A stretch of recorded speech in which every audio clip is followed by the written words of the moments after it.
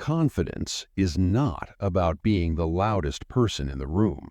It isn't about the flash, the ego, the chase for approval, or the desperate need to prove your worth to strangers. Real confidence is quiet. It is calm. It is steady. It is a silent power that commands attention without ever having to demand it. But there is a level beyond just confidence. There is a state of being where nothing shakes you, where nothing provokes you, where nothing controls you. Most people move through life in a state of constant reaction. They react to criticism. They react to rejection. They react to the chaos of the economy and the opinions of their peers. Every single reaction bleeds away a piece of their power. But when you learn the art of non-reaction, you stop leaking energy. You become untouchable. You move through the world with a presence that is both rare and dangerous. This is the kind of confidence that cannot be faked. In this audiobook, we are going to dismantle the old way you think about self-esteem. We will break down exactly how to build a fortress of the mind. You will learn how to silence the imposter syndrome, how to detach from outcomes, and how to carry yourself with the authority of someone who needs nothing and fears nothing. This is not about pretending. This is about becoming. So, take a deep breath, clear your mind, and prepare to step into the strongest version of yourself. Let's begin. Chapter 1. Stop explaining yourself. One of the fastest ways high-value people drain their own power is by constantly explaining themselves. Think about your last week. How many times did you find yourself offering long-winded, unnecessary explanations just to avoid being judged? Maybe you were 5 minutes late. Instead of simply saying, "Thank you for waiting," you launched into a desperate 5-minute speech about the traffic on the interstate, your alarm clock failing, or your battery dying.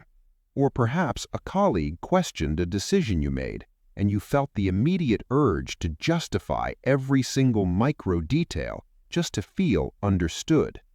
Here is the brutal truth. Confident people do not do that. They do not live in apology mode. They do not scramble to provide receipts for their existence. Why? Because they know their worth is not up for debate. When you stop explaining yourself, you instantly project strength. Your words carry weight because they are scarce.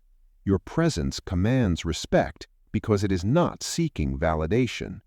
Now, let's be clear. This is not about being rude. This isn't about arrogance or dismissing people. This is about economy. It is about knowing when to keep it short, clear, and firm. If someone asks why you made a choice, you do not need to write them an essay. A simple, confident response is enough. Imagine the power of looking someone in the eye and saying, "I chose this because it aligns with my goals." And then, silence. No backpedaling, no over-explaining, just calm certainty. Every time you offer an unsolicited excuse, you send a silent signal to the world that says, "I need your permission to feel okay about my choices." But every time you let your action stand on its own, you send a louder signal, "I trust myself." Here is your action step. For the next 7 days, catch yourself in the act.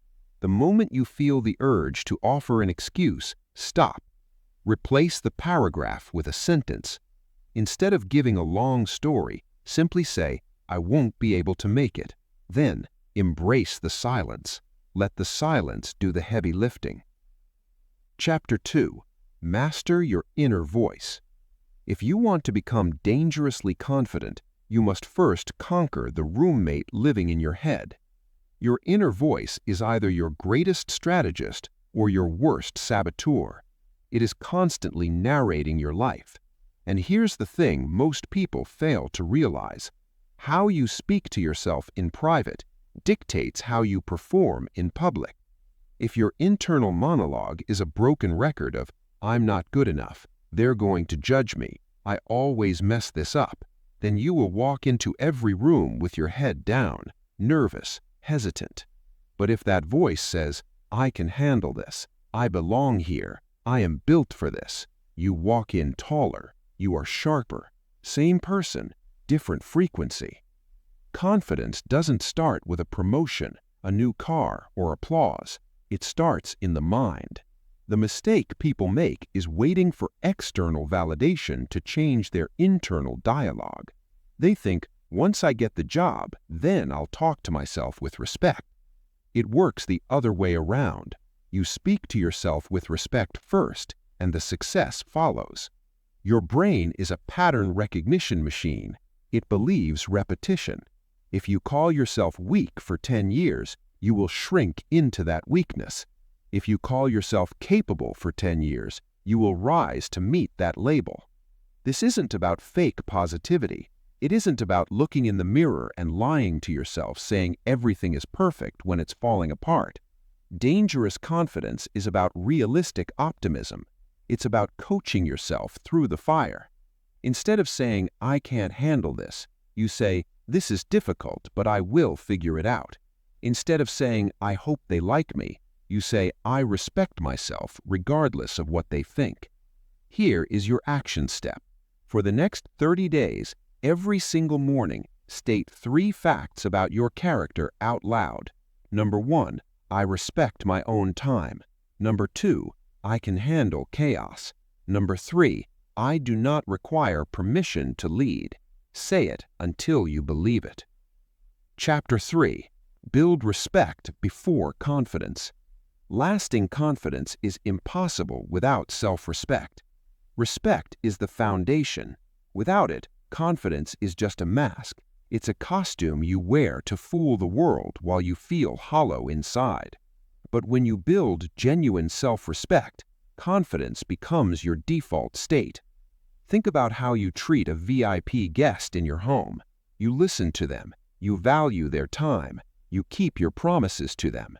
Now ask yourself, do you treat you like that? Or do you break promises to yourself?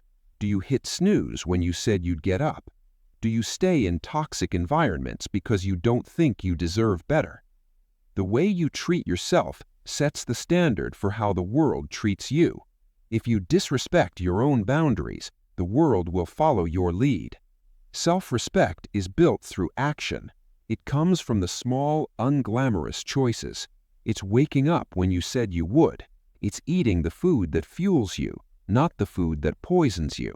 It's walking away from a conversation that insults your intelligence. Every time you keep a promise to yourself, you are depositing equity into your confidence account. Here is your action step. Identify one area of your life where you are tolerating disrespect from yourself. Is it your health, your finances, your habits? Fix one small thing today, not for the reward, but for the respect of doing it. Chapter 4. Kill the need for approval. There is a trap that kills confidence faster than failure. It is the addiction to approval. That subtle itch that asks, do they like me? Do they agree? Am I enough? When your confidence depends on approval, you are a slave, because approval is rented, not owned. The crowd can cheer for you on Tuesday and boo you on Wednesday. If your self-worth rises and falls with their applause, you are a puppet. No one on this earth owes you their approval, and no one's opinion should have the power to construct your reality. When you kill the need for validation, you become dangerous. You stop dressing for them. You stop speaking for them. You start living for truth. Think of the icons of history, the leaders, the innovators, the game changers. Did they wait for everyone to agree with them? No. They stood firm in their conviction, even when the world thought they were crazy. Real strength is not being liked by everyone. It is being respected for standing for something. Here is your action step. The next time you make a decision, whether it's what to wear, what to post, or what to say, Ask yourself, would I do this even if no one applauded? If the answer is yes, do it. Chapter 5. Respond with silence, not emotion. We live in a noisy culture. We are taught that the person who talks the most wins. The person who yells the loudest is the strongest. This is false. True power is often silent. It is the ability to be provoked and remain absolutely still. When someone disrespects you, the instinct is to snap back, to defend, to argue. In that moment, you think you are showing strength, but you are actually showing that your emotions can be hacked. You are showing that you are easily controlled. Silence is disarming. It is unsettling. When someone tries to bait you into an argument and you give them nothing but a steady gaze and silence, they panic. They don't know where you stand. You become a riddle they cannot solve. Silence buys you time. It allows you to think. It allows you to respond with strategy rather than impulse. Here is your action step. The next time you are in a heated negotiation or an argument, try the 3-second rule. When the other person stops speaking, wait 3 full seconds before you respond. Watch how the power dynamic shifts in your favor. Chapter 6. Let your body speak first. Before you utter a single syllable, your body has already told the world who you are. Human beings are visual creatures. We judge safety, status, and competence in a fraction of a second based on posture. If you say, "I am confident," but your shoulders are rolled forward, your eyes are darting around the room, and your hands are fidgeting, nobody believes you. Your body is leaking the truth. But if you walk in with a rib cage that is open, a chin that is level, and movements that are slow and deliberate, you don't need to announce your arrival. People feel it. This is called biological feedback. If you sit small, your brain produces stress chemicals. If you stand tall, your brain produces testosterone and confidence. You can literally hack your mind by changing your stance. Here is your action step. Practice the doorway trigger. Every time you walk through a door frame today, use it as a trigger to roll your shoulders back, take a deep breath, and lift your chin. Reset your physiology. Chapter 7. Stop reacting. Start leading. The average person is a reactive creature. The weather is bad. They are in a bad mood. The boss is angry. They are anxious. The traffic is slow. They are frustrated. They are leaves blowing in the wind. The dangerously confident person is not a leaf. They are the wind. They do not wait to see what the vibe of the room is. They set the vibe. This is the difference between a consumer of reality and a creator of reality. When you react, you are always one step behind. When you lead, you are in control. Leading doesn't mean you have to be the CEO. It means leading yourself. It means deciding your emotional state regardless of the chaos around you. It means asking, what is the outcome I want, rather than, why is this happening to me? Here is your action step. Identify a situation that usually triggers you. Maybe it's a stressful meeting or a difficult family member. Decide in advance how you will feel. Script your emotion before you enter the room. Chapter 8. Embrace discomfort until it feels normal. Comfort is the enemy of growth. If you are always comfortable, you are shrinking. Dangerous confidence is forged in the fires of discomfort. It is built in the moments where your palms are sweating Your heart is racing, and you want to run away, but you step forward anyway. You need to collect evidence of your own courage. Every time you do something that scares you, you put a trophy in your mental cabinet. You prove to yourself, I can survive this. Eventually, what used to terrify you becomes boring. That is the goal, to normalize the extraordinary. Here is your action step. Do one thing this week that makes you physically uncomfortable. Take a cold shower. Initiate a conversation with a stranger. Speak up in a meeting. Seek the friction. Chapter 9. Speak less, command more. Look at the most powerful person in any high-stakes room. Are they the chatterbox? Rarely.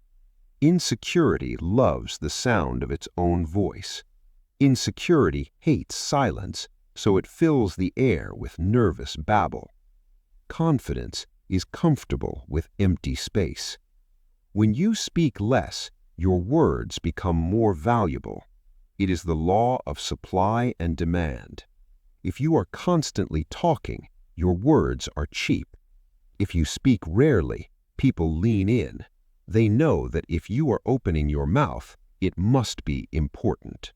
Short sentences, clear directives, no fluff.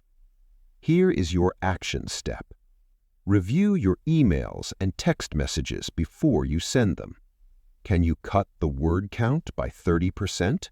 Can you remove the I just wanted to or I think maybe? Be concise. Be clear. Chapter 10. Turn rejection into power. Rejection is not a stop sign. It is a stepping stone. Most people are terrified of the word no. They take it as a personal attack on their soul.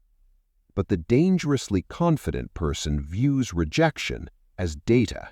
It is feedback. Did you get rejected for a date? Data. Did you get rejected for the sale? Data. It means you are pushing boundaries. If you never get rejected, it means you're not asking for enough.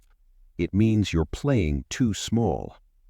Detach your identity from the rejection. They aren't rejecting you. They are rejecting the offer, the timing, or the circumstance. Here is your action step. Go get rejected. Seriously. Ask for a discount on a coffee. Ask for an upgrade you know you won't get. Desensitize yourself to the word no until it loses its sting. Chapter 11. Detach from outcomes. This is the ultimate paradox of power. The less you care about the result, the better you perform. When you are desperate for the win, you are tight, you are anxious, you try too hard. When you detach from the outcome, you flow. You focus on the process, not the prize. You prepare, you work, you show up, and then you let the chips fall where they may. You find peace in knowing you did your part. This makes you impossible to manipulate because you don't need the specific result to be okay. Here is your action step. Focus entirely on your input today, not the output. Grade yourself on your effort, not the reaction of others. Chapter 12. Set boundaries without apology. You teach people how to treat you. If you allow people to interrupt you, they will. If you allow people to disrespect your time, they will. A boundary is not a wall. It is a gate.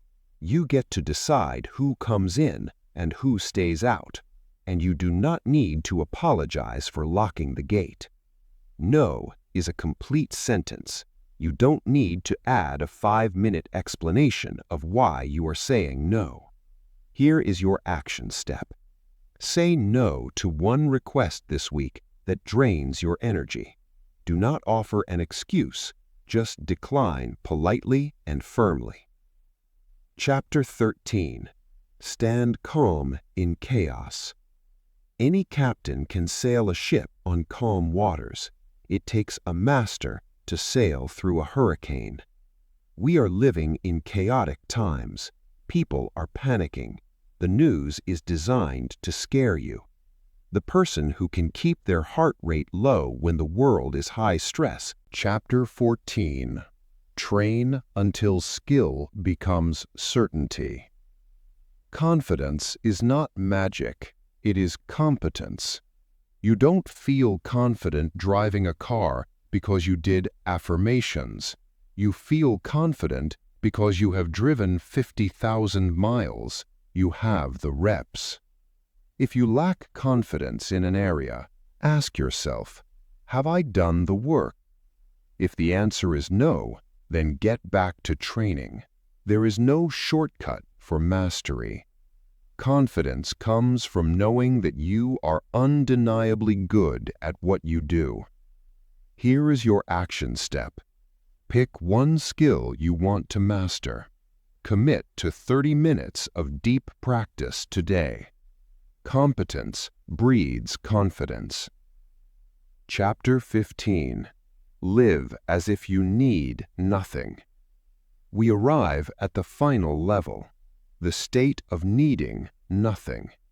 This doesn't mean you don't want things. It doesn't mean you don't have goals. It means you are not needy. Neediness is a repellent. It smells like desperation. When you enter a negotiation willing to walk away, you have the power. When you enter a relationship without needing the other person to fix you, you have the power. You are whole on your own. Everything else is just a bonus. Here is your action step. Practice gratitude for what you already possess. Operate from a place of abundance, not scarcity. Conclusion. Confidence is not a destination. It is a daily practice. It is the practice of silence, the practice of boundaries, the practice of respect. You now have the tools. You understand that you don't need to be the loudest to be the strongest. You understand that you don't need to explain your existence to anyone. You react to nothing, so nothing controls you. The world is full of noise. Be the quiet in the storm. Be the person who is dangerous, not because they are aggressive, but because they are steady. Chapter 16. The Power of Walking Away. There is one negotiation tactic that is stronger than any argument, stronger than any leverage, stronger than any threat. It is the ability and the willingness to walk away. Most people are terrified of losing. They stay in bad deals because they are afraid to lose the money. They stay in toxic relationships because they are afraid to be alone. They accept disrespect at work because they are afraid to lose the job. Fear makes you weak. Fear makes you settle. But the dangerously confident person understands a fundamental law of power. He who cares the least wins. When you are willing to walk away from the table, you instantly flip the power dynamic. You send a signal that says, I value myself more than I value this transaction. This is not a bluff. You cannot fake this. You have to genuinely be okay with walking away. You have to build a life where you have options, where you are not desperate. Think about the last time you bought a car. If the salesman knew you fell in love with the car, he owned you. But if he knew you were ready to leave and go to the next dealership, he started lowering the price. Life is that dealership. Here is your action step. Evaluate your life right now. Where are you staying simply out of fear?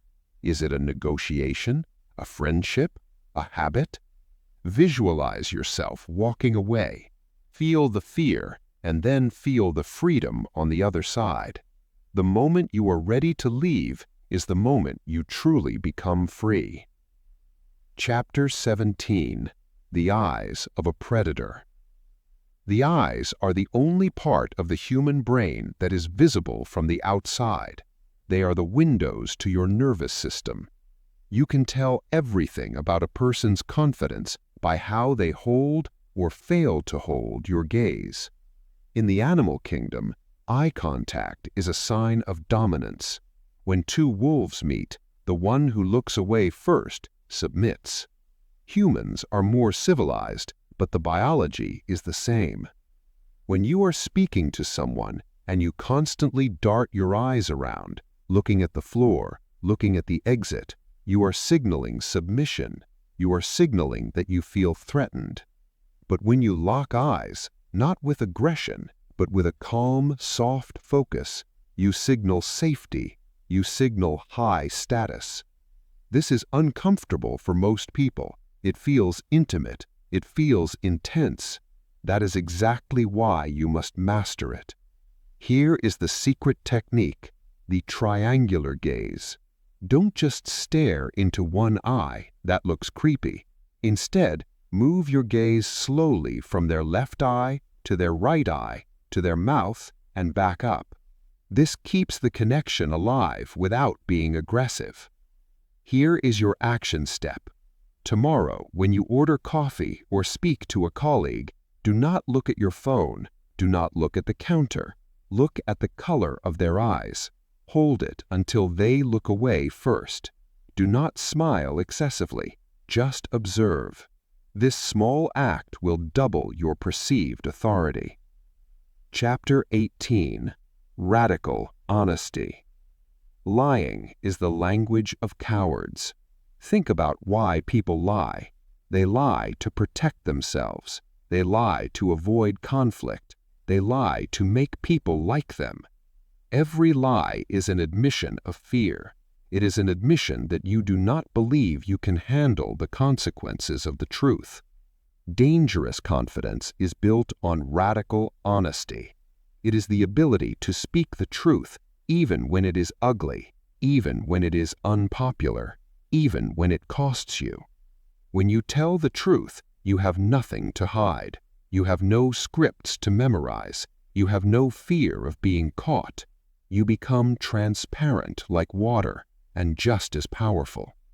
People respect an honest enemy more than they respect a lying friend. If you made a mistake, own it immediately. Say, "I messed up. Here is how I will fix it." If you disagree with the group, say it. "I do not think this is the right path." The moment you stop filtering your thoughts to please others, you become a dangerous force. Because in a world full of fakes, the authentic person is the most unpredictable. Here is your action step. For the next 24 hours, practice the no-filter challenge. If you don't want to do something, do not make an excuse. Just say, "I don't want to do that." If you like something, say it. If you dislike something, say it.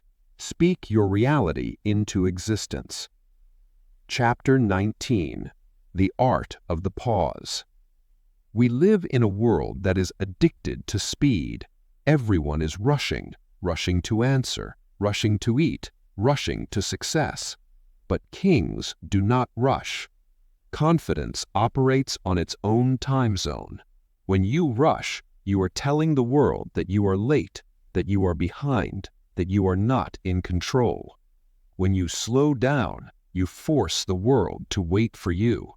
This is especially true in conversation. Nervous people answer questions immediately. They are terrified of the silence. They think silence is awkward.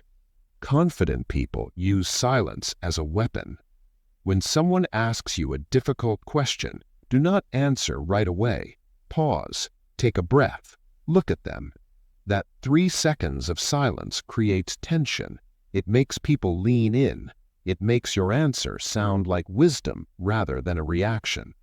Here is your action step. Slow down your walking speed by 10%. Slow down your speaking speed by 10%. When the phone rings, wait 3 seconds before picking up. Stop letting the world rush you. You set the pace. Chapter 20. handling envy and the dark side. As you build this dangerous confidence, as you start to rise, a shadow will appear: envy. People will start to dislike you, not because you were bad, but because your growth reminds them of their stagnation. Your light casts a shadow on their insecurities. They will call you arrogant. They will say you have changed. They will try to pull you back down into the bucket. This is the crab mentality. Most people, when they face this backlash, they shrink. They dim their light to make others feel comfortable. They apologize for their ambition. Do not do that. To be dangerously confident is to be okay with being the villain in someone else's story.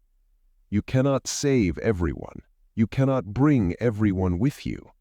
If you want to fly, you have to be willing to leave the ground behind. Do not argue with the haters. Do not try to convince them. Just wish them well and keep climbing. The higher you go, the less you will hear them. Here is your action step. Identify one person or one group in your life that constantly drains your energy with negativity. Distance yourself. You don't need a dramatic breakup. Just stop feeding them your attention. Starve the negativity.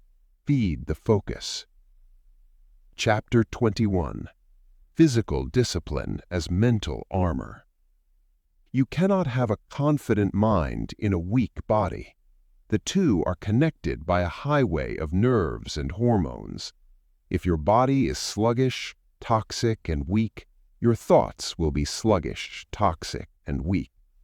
Dangerous confidence requires physical hardship. When you lift a heavy weight, when you run that extra mile, when you endure the cold, you're not just building muscle, you are building the mind. You are teaching your brain that you can endure pain. When you walk into a room knowing that you pushed your body further than anyone else there, you carry a different energy. You are harder to kill. You are harder to break. This isn't about looking like a bodybuilder. It is about capability. It is about knowing that if everything went to hell, your body would not fail you. Here is your action step. Do something physical every single day that sucks. 10 push-ups the moment you wake up, a cold shower, a run in the rain. Callous your mind by callousing your body. Chapter 22. The Legacy Mindset. Finally, we must look at the horizon. Insecure people are obsessed with now. They want the pleasure now. They want the validation now. They are short-term thinkers. Confident people are long-term thinkers. They are building a legacy. When you operate with a legacy mindset, the petty problems of today disappear. Someone cut you off in traffic. Who cares? You are building an empire. Someone left a mean comment. Irrelevant. You are building a legacy. When you zoom out, you realize how small these obstacles are. Ask yourself, will this matter in 5 years? If the answer is no, then do not give it 5 minutes of your mental energy. You are playing a different game. You are playing the infinite game. Let them fight for scraps while you build the kingdom. Final conclusion: the awakening. We have reached the end of this audio, but we have only reached the beginning of your reality. You now possess the blueprint. You understand that confidence is not a gift, it is a skill. It is a muscle that you tear down and rebuild every single day. You know that you must stop explaining yourself. You know that silence is power. You know that walking away is the ultimate negotiation strategy. And you know that you must live as if you need nothing. The world is going to test you. Tomorrow, next week, next year. The chaos will come. The doubt will whisper. The rejection will sting. But this time, you will not crumble. You will stand steady. You will breathe. and you will react to nothing. You are no longer a passenger in your own life. You are the driver. You are the architect. You are the storm. Now go out there and walk like you own the ground beneath your feet. This is the end of the audio, but it is the beginning of your new life.